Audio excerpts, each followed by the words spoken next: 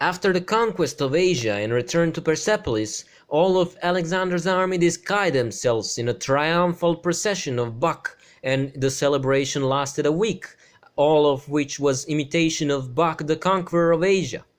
Alexander the Great wanted to surpass his predecessors and go further east across the Hindu River into the Ganga Valley. The tired army and military leaders asked Emperor not to go further and to end the conquest in India. In his magnificent speech to the soldiers, Alexander, among other examples, pointed out the example of woman. Empress Semirama, according to Rufus Alexander, said, Quas urbes Semiramis condidit, quas gentis redegit in potestatem. How beautiful it is! What cities did Semirama found? What nations subdue? How much work she has done! Now let's look at Empress Semirama and the creation of Assyria and close the triangle Old Testament, Alexander the Great, Assyria. We have three main sources of history about Assyria. The first and most complete is the one given to us by ancient writers. The second is the one given to us by Old Testament, and the third source is the discovery of cuneiform inscriptions in the last 2 centuries. The data obtained from all three sources agree, and differences arise only in interpretation. As for the time of Assyrian history, there are great differences due to 3 different sources of the date. The time of ancient writers led Eusebius Pamphilus and Saint Hieronym, the Old Testament timer, and the timer originated from the interpretation of the events spoken of in cuneiform writings, interpreted in every way.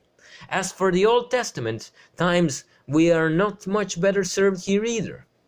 The dates of birth and life of the ancestors of certain people are in huge disproportion in relation to known history of these peoples. The one time we can really rely on and agree with the mainstream history in the time of Eusebius Pamphil and Saint Hieronym, there were Assyrian kingdoms. The first of them was founded about 2000 BC, the second was founded in the 14th century BC, and the third was founded around 800 BC. The first empire had its capital in Babylon, and many think it is not called Assyria at that time.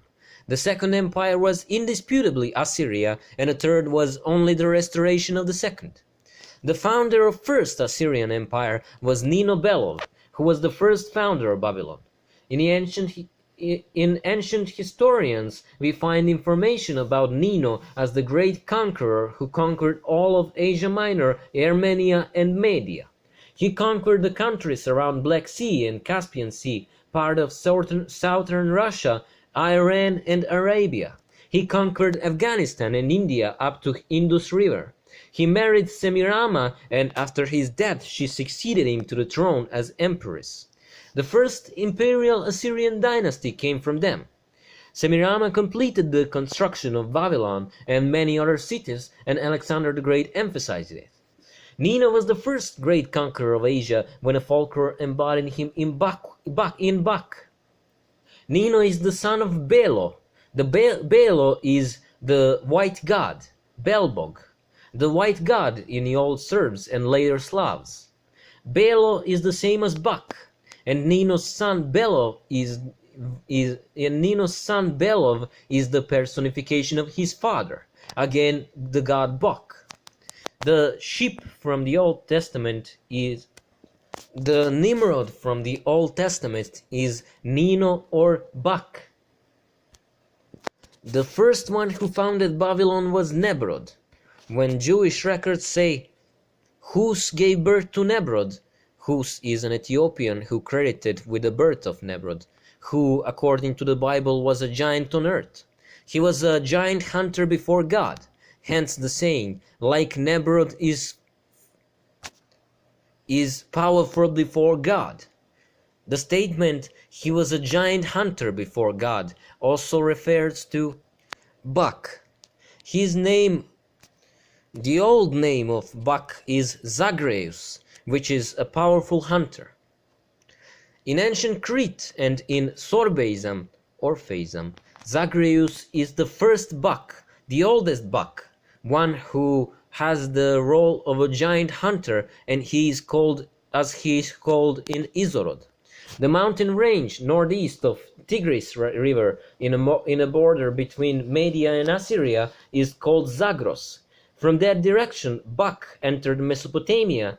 Bochardius says, Nimrod cur dictitur Bacchus, quor sum illi Tigres and Nebris and Nebrodis nomen aut Zagrei. That is, Nimrod or Nebrod, which is also translated to as Nemrod, is also called Bak, Tiger, Nebar, and Zagreus. The very learned Boschar also says this about Nebrod. Nimrod Bacchus veterum, Nimrod gibor id est potens, Nimrod regionem transtigratanum quae ex Iliorum nomine hus Hebreis et hut Chaldeis, Grecis et Persis, Khuzestan dicia est id ist provincia hus. Boschar says here that Nebrod is with the old writers Bak. In a Hebrew language, Nebrod is called Gibor, which means powerful, strong, gigantic. This is why Eusebius and Hieronym translated it as gigantic, and we adopted their translation. Bak came to valley of the river Tigris and Mesopotamia from the foot of the mountain Zagros and Media. The Jews called the area of the left bank of the Tigris Hus, the Chaldeans Hut, and Greeks Kisia. The Persians called the same area Khuzestan, that is, the province of Hus. This finding of Boschar gives a final explanation of why the Old Testament says that Hus gave birth to Nebrod. The ship came from the land of Khuzestan, which is one province of Media. We haven't indicated who Nebrod was, which means that he was the first mighty man on earth, which means giant hunter before God, and what it means that Hus gave birth to Nebrod at first large hike. Bak's or Nino's campaign. Building of the First World Empire. Nino, a historical figure who was identified by folklore as God Bak, made the first conquest campaign in history and conquered the entire then known world. As for determining the time of creation of the First World Empire, we will generally adhere to times of Eusebio Pamphil, bishop of Caesarea, Palestine, who lived from 265 to 340 AD, in addition to all the research of modern archaeological discoveries. Eusebius' The Times proves to be most accurate.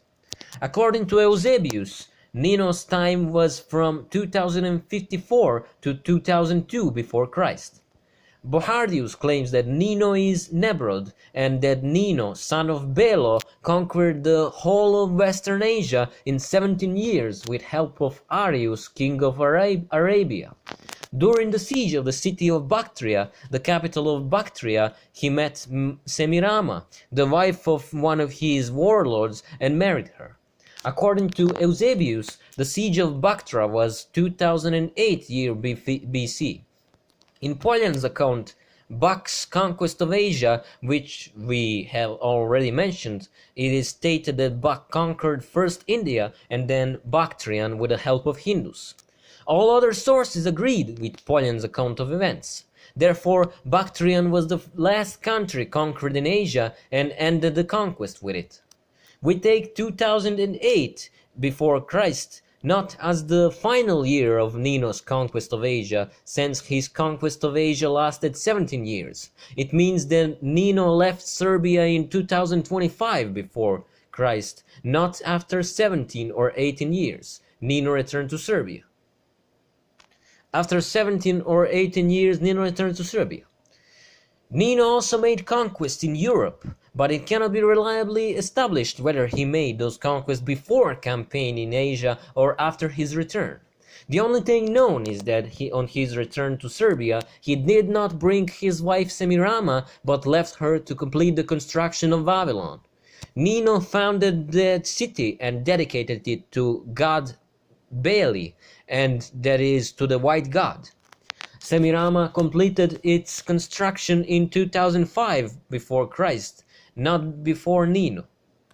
But before Nino, Babylon existed as a small settlement that the Sumerians called Kadmir. The Jews called Bela Baal and translate the name of the new city from Bab-il or Babylon, which means God's gate or Baal's gate. The Jews merged the Jewish Babylon into Babylon. The Arabs were Nino's allies in conquest of Asia. Since that time, they had been close to Mesopotamia and were part of the Nino's and later Assyrian Empire. The city, the successor of Babylon, is called Baghdad by the Arabs, which Boschar confirms. Baghdad is, in fact, Baghdad, the city of Bak, given or created by Bak. In Assyria, Babylon is referred as Karduniash.